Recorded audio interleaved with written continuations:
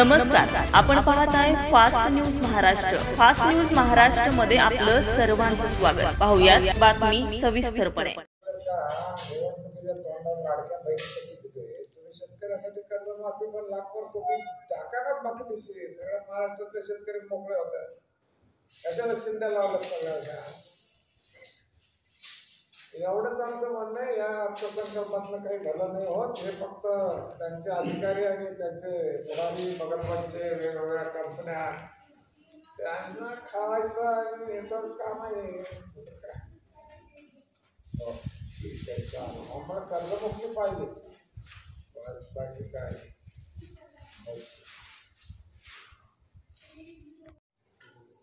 दोन कारखान्यातल्या अंतराची अट हा एक महत्वाचा मुद्दा आहे आमचा. की आता हे कारखानदार ऊसाचे भाव देत नाही. स्टॅट्युटरी मिनिमम प्राइस, त्या स्टॅट्युटरी मिनिमम प्राइसच्या आधाराने आंदोलन करत होतो आणि त्या आंदोलनामध्ये आम्ही यशस्वी होत होतो. कारण ते कारखानदाराला पळायला तिथं जागा नव्हती. वैधानिक किमान भाव, स्टॅट्युटरी भाव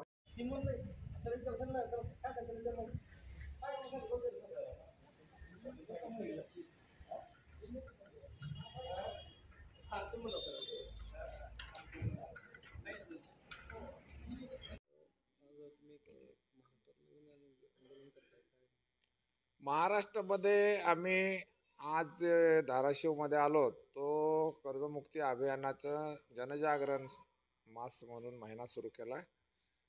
अनेक प्रकारे शिवाजी महाराजांच्या जयंत्या साजऱ्या होत आहेत. तेव्हा आम्ही जयंती साजरी करत असताना एक विचार केला की ज्या महाराजांनी शेतकऱ्याच्या भाजीच्या देठालाही धक्का लागता कामा नये अशी आज्ञा केल्या, आज्ञापत्र काढली, त्या महाराष्ट्रामध्ये महाराजांचं नाव घेऊन राज्य करणारे आजचे राज्यकर्ते भाजीचा देठच नाही तर भाजीच्या शेताचेच लिलाव दिवसाढवळा करायला लागलेले आहेत. आणि अशा वेळेला शेतकरी आत्महत्येचा प्रश्न गंभीर होत चाललेला आहे. आणि त्यावेळेला आम्ही असं गप्प बसून शिवाजी महाराजांची जयंती साजरी करणं, ज्या छत्रपतींचा महाराष्ट्र, आम्ही फुल्यांचा महाराष्ट्र, आम्ही आंबेडकरांचा महाराष्ट्र म्हणतो, आणि इथं दिवसाला जर 15-15 आत्महत्या होत असतील तर याचा कलंक आहे. आणि हा कलंक पुसण्यासाठी शिवजयंती 19 फेब्रुवारी ही मुहूर्त धरून आम्ही ही जनयात्रा सुरू केली.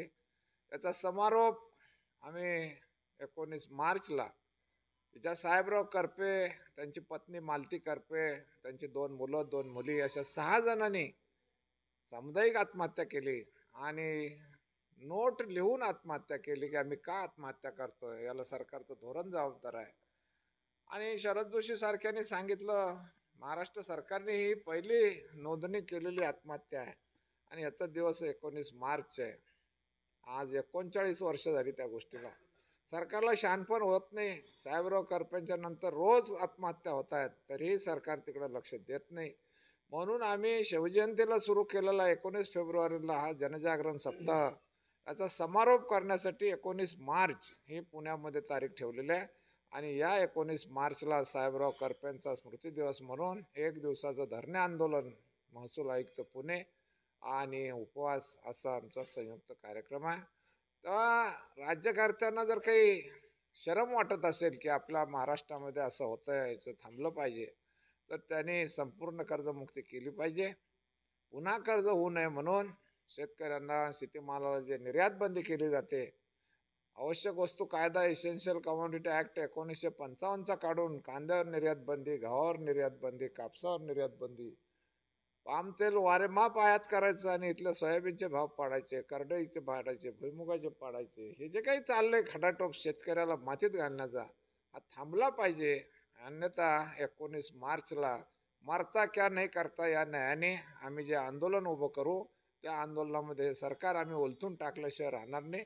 अशा पद्धतीचा हा जनजागरण सभा मास महिना आम्ही सुरू केलेला आहे. आणि छत्रपतींच्या जयंतीच्या दिवशी याचा मुहूर्त केला आहे.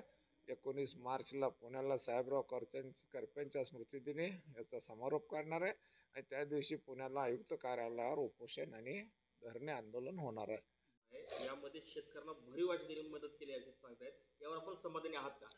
नाही, हे आकडे मी बघितलेले आहेत आणि मी जवळपास त्याची बेरीज पण केलेली आहे. तुम्ही भरीव म्हणता ते बरोबर आहे, परंतु हे सगळे जे वेगवेगळ्या नावाने दिलेली आहे मदत शेतकऱ्यांना, ही जर पाहिली तर ही सगळं करप्शन ओरिएंटेड स्कीम आहे. ही सगळी हे सगळं भ्रष्टाचाराला वाव देणारं हे बजेट आहे. याच्यामध्ये तुम्ही सिंचनासाठी पैसे देता, तुम्ही ठिबकसाठी पैसे देता, तुम्ही याच्यासाठी शेतकऱ्याला काय मिळतं त्याच्यातलं? हे बजेट झाल्याबरोबर उद्या फेनोलॉक्सचे पाईपचे दर वाढणार आहेत. हे बजेट आता झाल्याबरोबर उद्या जैन ठिबकचे रेट वाढणार आहेत. कोणाची घरं भरायला लागलाय तुम्ही? हे कळत नाही का आता आम्हाला? आमच्यासारख्या शेतकऱ्यांना फसवायचं बंद करा. आमचे वाडवडील शाळा शिकले नव्हते, अडाणी होते, तुमच्या या वक्तव्यावर टाळ्या वाजवत होते, पण तुम्हाला आता आम्ही गावोगाव जोडे मारल्याशिवाय राहणार नाही. या बजेटचा काही आम्हाला उपयोग नाही. आम्हाला एकमुखी कर्जमुक्ती झाली पाहिजे. आता आमच्या दुसऱ्या मागण्या नाही आहेत.